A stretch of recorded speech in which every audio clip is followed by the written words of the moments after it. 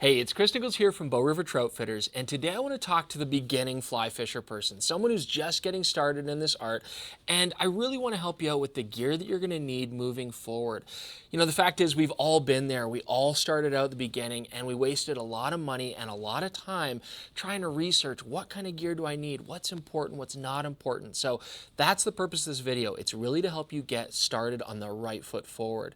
Now, if you're just starting it out and you don't have a rod or reel or line, come into the store. We've got great basic packages to get you started, and we also have a wonderful beginner fly fishing course that'll teach you all the ins and outs and a lot of the stuff that we're going to learn today as well. But I'm going to assume that you've already got a rod and a reel and line, maybe some flies, maybe somebody bought it for you, or a friend's letting you borrow some stuff, or you just went to the store and got a kit. But where do you need to go going forward? This video is for you.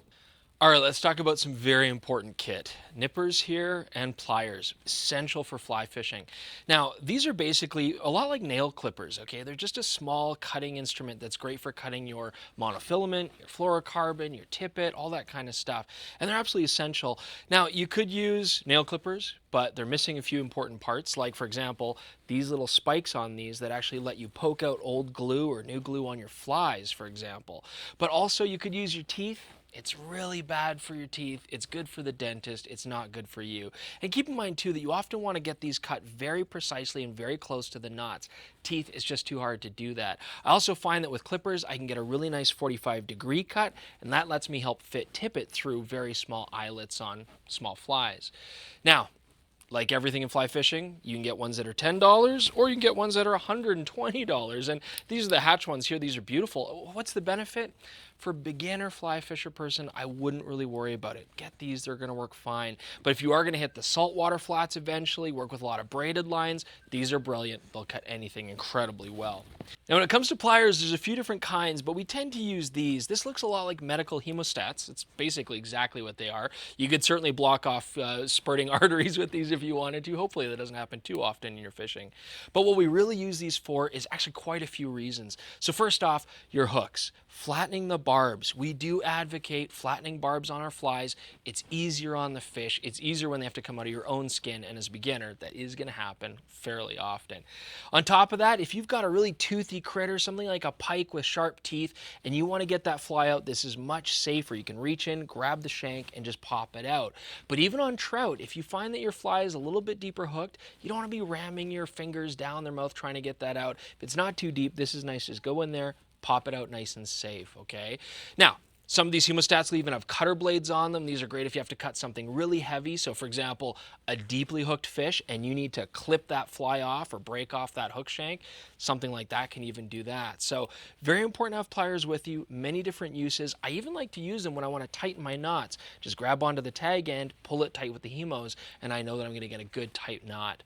Now for all of this stuff that we're talking about, I don't recommend just carrying them like this. I mean, this looks cool on the river, but you're going to lose them, okay? You want to have some way of securing them. Some people like to attach them to their bag. Some people like to attach them to their bodies. So for example, these clippers here, I've got a lanyard. Neck lanyards are great. They keep it right there, easy access. You always know where it is. It's ready to go. But some people like to attach things like retractors onto their bags. This is a great way to be able to pull out the tool, use it where you need, and then just let go and it snaps back up. So you've got many different ways of carrying your gear, but these two pieces are essential. All right, by far one of the most important and overlooked pieces of gear on the water is a good pair of polarized sunglasses. You need these. If you're going to spend a little bit of money on fly fishing, this is a good place to do it because they have so many benefits. So here we go. First off, when you're starting out, you're casting hooks past your face a lot. You're going to hit yourself constantly. It even happens to us once in a while. Think windy days or just when you're starting to get tired at the end of the day. And you do not want a hook in your chest. You certainly don't want one, though, in your eye, okay? It happens. It's terrible. These will be essential to protecting your eyes. Also, when you're out on the water for 8 hours a day, you're going to get tired eyes if you don't have glasses on. Also, you can even get UV rays damaging your eyes. You get early onset cataracts and stuff like that. Not fun for anybody. If you're driving to and from your locations, these are also perfect. They'll reduce the glare, make your drive that much more pleasant as well.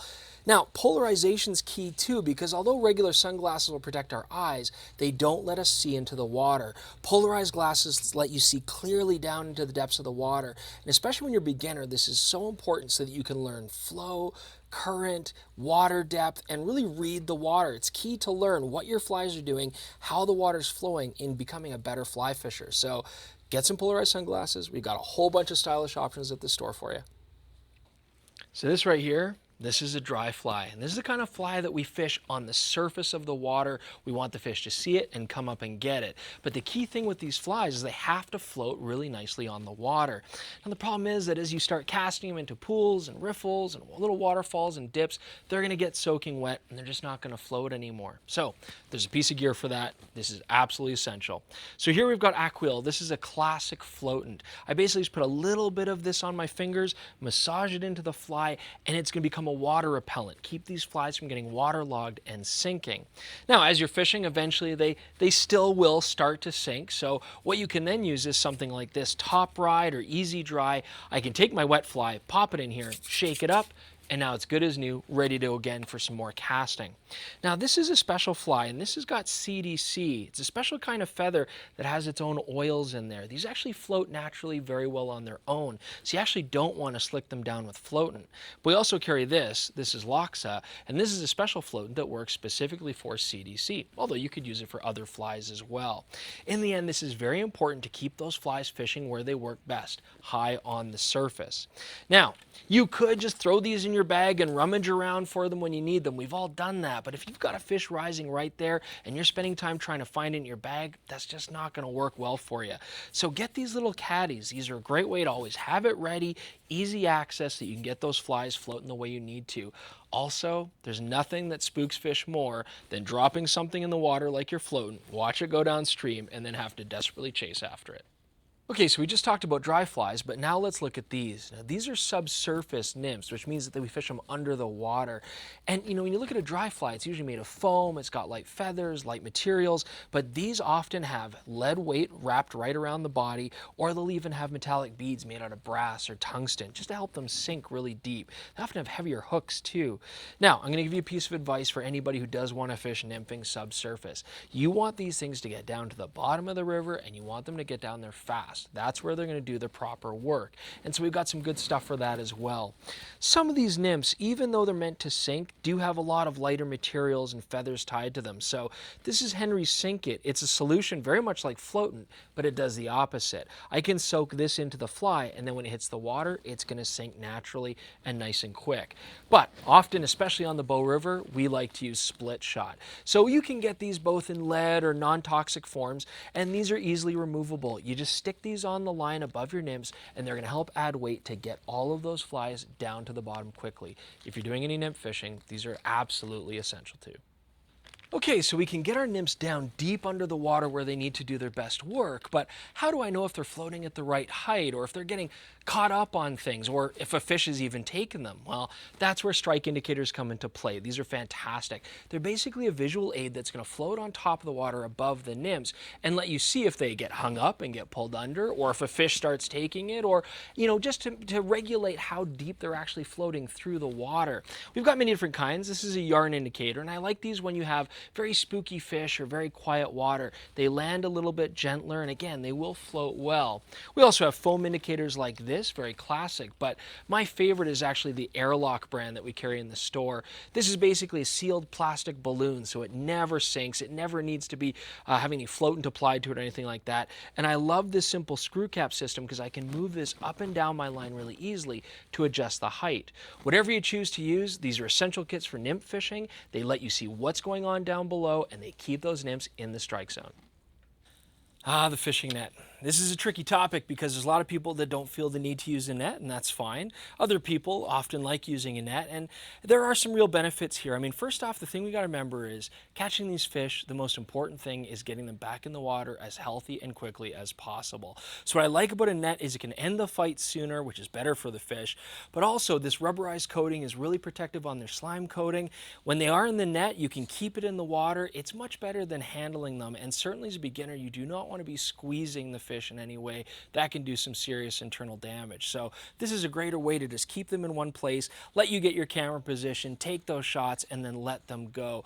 Regardless, if you are going to catch them, whether by hand or by net, remember that the fish's health and safety is the most important thing. Don't lift them out of the water. Don't drag them over mud and rocks. Don't lay them in the grass to get photos and stuff like that. Keep them in the water, get your shots, let them go as soon as possible. Make sure they're recovered and make sure they're around for many years to come. All right, so let's talk about leaders and tippet material. We're going to go through this quick because there's so much information. We could dedicate a whole video just to this section, but I'll give you a quick rundown. Now, first off, we talk about leaders. The 9-foot tapered leader is really all you need to get started. And it is just that. It's tapered, so it starts thick and it tapers down gradually to its thinnest diameter. This taper is what helps the fly to turn over naturally and land on the water appropriately. Now, when you look at this diameter, it's given with a number rating. It's going to have a number and then an X. So something like 0x is actually going to be your heaviest diameter. It's got really strong breaking strength and it's a very thick diameter line. So it's meant to turn over bigger, heavier flies like streamers, nymph rigs, that kind of stuff. And as we go to different numbers like 1x, 2x, 3x, 4x, and so on, we start to get thinner and thinner diameters. Now we do lose breaking strength as well, but again, it's really not about that. Your tapered leaders and the strength involved is really about what kind of fly you want to cast. I'm going to use something like 4x or 5x leaders with their thinner diameter and suppleness to turn over smaller flies like little dry flies. Whereas if I'm fishing something like a foam fly or nymphs, I might go to something heavier like 3x or 2x to get that to turn over naturally, okay? Now, the leader is the key thing. That's what's going to get your fly attached to the end of your rod. But as you start fishing throughout the day and changing your flies or losing flies, you're always going to be cutting that leader back. And that means you're cutting into that taper. So it's going to get thicker and thicker again, and it's not going to behave the way you want it to. So that's where we then get tippet material. Now, tippet material is just straight mono. It doesn't taper, but you can see that same diameter rating. That's your key to match it up properly for the leader.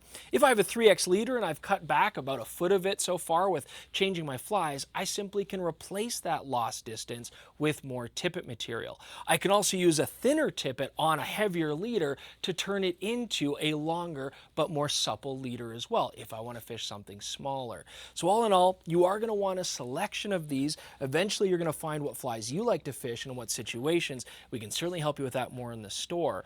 But a great way to carry all of that so you're not rummaging around in your bag for it is something like a tippet holder. You simply slot them on this, pop it onto your vest or onto your bag, and you've got easy access to all your tippets and leaders. Okay, so what I want to talk about next is storage. How are we going to carry all of these flies and gear that I'm telling you that you need to have? Well, fly fishing is a fairly solitary art form, so my only friends here are mannequins, but they agreed to be on camera, so I'm going to use them here. They're going to illustrate a point about how we carry our gear, and really I think the most important thing is you have to ask yourself, what kind of fishing am I going to do? I'm going to be gone camping for multiple days out in the woods where I need food and water and clothing, or is it just a day hike or a half-day hike or even just an hour out on the water? There's no right or wrong answer, and in the end you'll probably end up with a lot of different bags and gear. But let's just give you kind of the basics.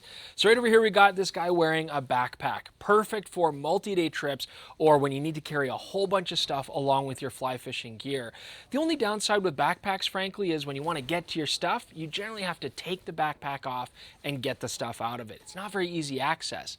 So that's where I really like a smaller pack like this. Whether it's a sling bag or a satchel or a hip back, these are great because they let you carry a little bit of food and water, certainly all your fly boxes and gear, but it's easy access. If I need to change something, I've got it right there on the go, ready to change. And while we're speaking about easy access, the vest, the fly fishing vest, although time-tested and classic, is still a great choice. This puts everything right there on your chest, lots of pockets, easy access. It makes it very simple. And some people even just prefer a straight old necklace and just dangling all their boxes from that. You'll have to decide how much gear you need to take with you. Now, when it comes to fly boxes, again, lots of personal choice. You know, here we have a compartment style fly box. They can be nice because you can easily see all of your different flies, but if you get a good steady wind or something, it can blow them away. That's why we like magnets inside ours. But this is still my favorite. This is a silicone silicone self-healing liner. Basically, it grips onto the hooks really, really nicely, holds them secure, and keeps everything organized so that you can see them clearly. Now, when it comes to fly boxes, I wish I knew this when I started. I just took wet flies that I was fishing with, I'd cut them off, and I'd stick them right back in the box. They're going to rust, they're going to look terrible, and it's not very good for the hook strength. So get these little foam fly patches. Look at that. They stick right on your bag, just like that. When you're done fishing a fly, stick it on the foam, let it dry out, and then it's ready to go again. All right, let's talk about boots and waders. But again, this is not something that I'm suggesting you have to run out and get as a beginner. This might be something you work towards. My whole first year fishing, I just wet waded in shorts and jeans and hiking boots and stuff. It's not ideal, but you can do it. But here's the thing. Waders, all they really do is keep you dry in the water. But if you've got a really rainy day, or if you want to fish something other than just a beautiful summer day, if you're going to get into fall or winter or spring fishing, you need to have these. You really have to stay dry and comfortable. Also, if you are comfortable, you're going to enjoy more of your time on the water. You're going to get more out of that day. So these are definitely something you want to work towards. As well, wading boots, these are specifically designed for wet wading. Those rocks can get really slippery, and if you keep pushing it with hiking boots or running shoes, eventually you're going to hurt your ankle or have a fall, and it's not going to be good. So these wading boots are designed specifically for wet wading to keep you safe. This isn't something you have to worry about right away, but you're definitely going to want to move into this eventually.